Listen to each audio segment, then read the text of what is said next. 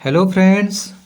आज हम विनाती organic limited के बारे में चर्चा करेंगे। इस कंपनी के संस्थापक विनोद सर्राफ जी हैं और इनके पास 50 वर्षों का अनुभव है। ये इससे पहले भिलवाड़ा ग्रुप में मॉडर्न सिंटेक्स लिमिटेड से जुड़े हुए थे। कंपनी अपने सेक्टर का लीडर है और इनके पास ग्लोबल लीडरशिप है और ये बनाते हैं ATBS अर्थात acrylamide tertiary butyl sulphuric acid और IBP अर्थात आइसो ब्यूटाइन बेंजीन। इन केमिकल्स में वर्ल्ड वाइड इनका कारोबार है और इस केमिकल्स में ये मास्टर हैं। कंपनी का मार्केट कैप 17,318 करोड़ रुपए का है। मार्केट कैप के हिसाब से यह एक मिड कैप कंपनी है। इसका करंट प्राइस देखें तो 1685 रुपये का है।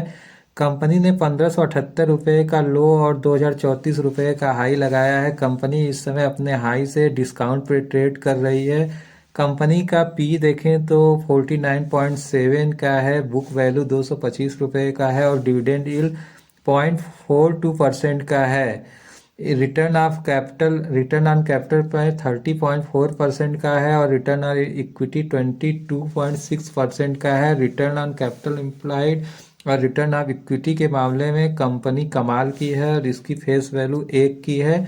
और रिटर्न ऑफ कैपिटल एम्प्लॉयड और रिटर्न ऑफ इक्विटी के हिसाब से कंपनी 49 के पीई पे ट्रेड कर रही है, जो इसके पीई को जस्टिफाई भी करती है। इनके फ्रांस को देखें तो कंपनी अपने ऋण को रिड्यूस की है और ये ऑलमोस्ट डेब्ट फ्री है। कंपनी मेंटेन कर रही है डिविडेंड को। 19.3% का ये डिविडेंड देती है। और सबसे खास बात है कि कंपनी का वर्किंग कैपिटल डे, जो कि पहले 126 दिनों का हुआ करता था, ये घटकर 99 दिनों का हो गया है।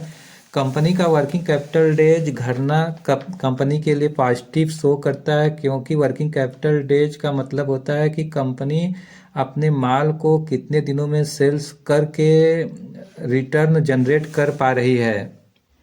अब इनके क्वार्टरली सेल्स को देखें तो इनका क्वार्टरली सेल्स डिक्लाइन हुआ है। ये सितंबर 2023 में 463 करोड़ रुपए का सेल्स करते थे, जो कि दिसंबर 23 में डिक्लाइन होकर 448 करोड़ रुपए का हो गया है। सेल्स के मामले में कंपनी को नेगेटिव कंसीडर किया जाएगा। वहीं इनका ऑपरेटिंग प्रॉफिट सितंबर में 105 करोड़ का था, जो कि दिसंबर में 115 करोड़ रुपए का हो चुका है। ऑपरेटिंग प्रॉफिट मार्जिन को देखें तो सितंबर में ये 23% का मार्जिन रखते थे, जो कि दिसंबर में 26% का हो गया है। और नेट प्रॉफिट देखा जाए तो सितंबर 23 में 72 करोड़ रुपए का ये प्रॉफिट जनरेट करते थे, जो कि दिसंबर में 77 करोड़ रुपए का हो चुका है। चूँकि इनका सेल्स डिक्लाइन हुआ है, इसलिए इसको यहाँ पे हम लोग नेगेटिव कंसिडर करेंगे, लेकिन प्रॉफिट के मामले में इसने अपने प्रॉफिट को इंक्रीज ही किया है। इनके ईयरली सेल्स को देखें तो मार्च 22 में ये 1616 करोड़ रुपए का सेल्स करते थे, जो मार्च 23 में बढ़कर 2078 करोड़ रुपए का हो गया है। वहीं इनका ऑपरेटिंग प्रॉफिट मार्च 22 में 435 करोड़ रुपए का था, जो कि मार्च 23 में 596 करोड़ रुपए का हो गया है। अगर इनके नेट प्रॉफिट को ईयरली देखा जाए तो मार्च 22 में इनका नेट प्रॉफिट था 347 करोड़ रुपए, जो कि मार्च 23 में बढ़कर 458 करोड़ रुपए हो चुका है। और EPS 33 रुपये से बढ़कर 44 रुपये हो चुका है। यानी ईयरली वाइज इनका सेल्स और इनका प्रॉफिट दोनों ही इंक्रीज हुआ है। अब इनके कंपाउंड सेल्स को देखें तो 10 सालों का कंपाउंड सेल 14% का है, 5 सालों का 23% का है और 3 सालों का 26% का है।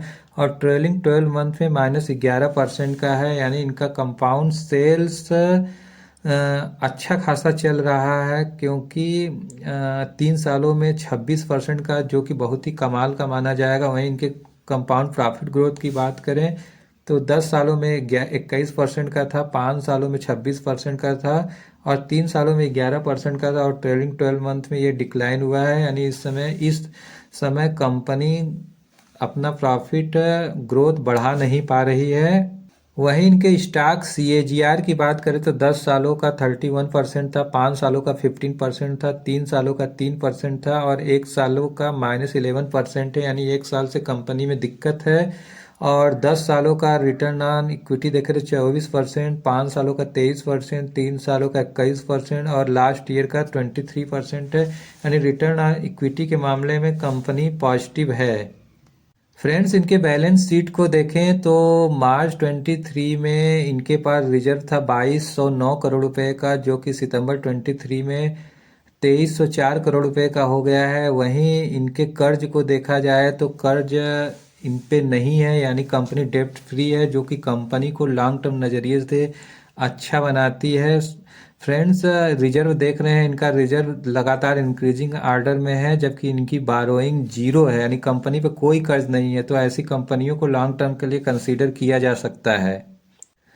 अब इनके रेशियो की बात करें तो इनका डेप्टार डेज 104 दिनों से घटकर 82 दिनों पे आ गया है और इन्वेंट्री डेज 75 डेज से घटकर 64 पे आ गया है। डे पेबल 46 दिनों से घटकर 40 दिनों पे आ गया है। कैश कन्वर्जन साइकिल 132 दिनों से घटकर 107 दिनों पर आ गया है। वर्किंग कैपिटल डेज 141 दिनों से घट के 100 दिनों पे आ गया है और रिटर्न ऑन कैपिटल एम्प्लॉयड 27% से बढ़कर 30% हो गया है, यानी इनका debtor days, inventory days, day payable, cash conversion cycle, working capital days के हिसाब से कंपनी ज़बरदस्त पॉजिटिव नज़र आ रही है और रिटर्न ऑन कैपिटल एम्प्लॉयड के हिसाब से भी कंपनी पॉजिटिव नज़र आ रही है। इनका इनका रेशियो एकदम कमाल का है, जो कि हर कंपनी में होना चाहिए। कंपनी इस रेशियो के हिसाब से कमाल की दिखती है, क्योंकि डेप्टायर डेज का घटना अच्छा होता है, इन्वेंट्री डेज का घटना अच्छा होता है, डे पेबल का घटना अच्छा होता है, कैश कन्वर्जन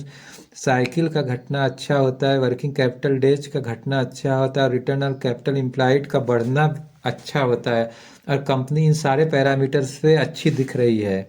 फ्रेंड्स, इनके शेयर होल्डिंग पैटर्न को देखें तो प्रमोटर्स अपने स्टेक जो कि 74.06% है, काफ़ी कई सालों से ये मेंटेन किए हुए हैं, करीब 5-6 सालों से इनका ये मेंटेन है। वहीं एफआईज जो कि 4.64% इसमें थे, वो अपनी होल्डिंग को बढ़ाकर 4.71% कर दिए हैं। और डीआईज की बात करें तो 8.18% सितंबर में इनकी होल्डिंग थी, जो कि थोड़ी सी डिक्रीज होकर 7.55% हो गई है। और पब्लिक 13.12% थे, जो कि बढ़ के 13.69% हो गए, यानी शेयर होल्डिंग पैटर्न भी इस कंपनी का कमाल का दिख रहा है। फ्रेंड्स, ओवरऑल देखा जाए तो कंपनी इस समय अपने लोएस्ट पायदान पे खड़ी है और कंपनी के पैरामीटर्स इसको अच्छा इंडिकेट करते हैं और लॉन्ग टर्म के लिए आप इस शेयर को कंसीडर करना चाहे तो कंसीडर कर सकते हैं। फ्रेंड्स, मेरा ये वीडियो एजुकेशनल पर्पज़ के लिए बनाया गया है। किसी भी ख़रीदारी से पहले आप एक बार अपने फाइनेंशियल एडवाइज़र से ज़रूर बात करें, क्योंकि मार्केट काफ़ी रिस्की होता है। लेकिन अगर मेरे पॉइंट ऑफ व्यू से देखा जाए तो ये कंपनी अच्छी है। आप लॉन्ग टर्म के लिए इस कंपनी में अगर निवेश करना चाहें तो कर सकते हैं। और मैं आपको यहाँ पे ये भी बता देना चाहता हूँ कि मेरा खुद का भी इन्वेस्टमेंट इस कंपनी में है। फ्रेंड्स, मार्केट में इन्वेस्टमेंट करने के लिए आपके पास डीमेट अकाउंट होना चाहिए। अगर आपके पास डीमेट अकाउंट नहीं है तो आप एंजल वन के साथ अपना डीमेट अकाउंट खोल सकते हैं। डीमेट अकाउंट एंजल वन के साथ खोलना फ्री है, जिसका लिंक मैंने डिस्क्रिप्शन बॉक्स में दे रखा है। आप चाहें तो वहाँ से आप स्वतः भी अपने अकाउंट को खोल सकते हैं।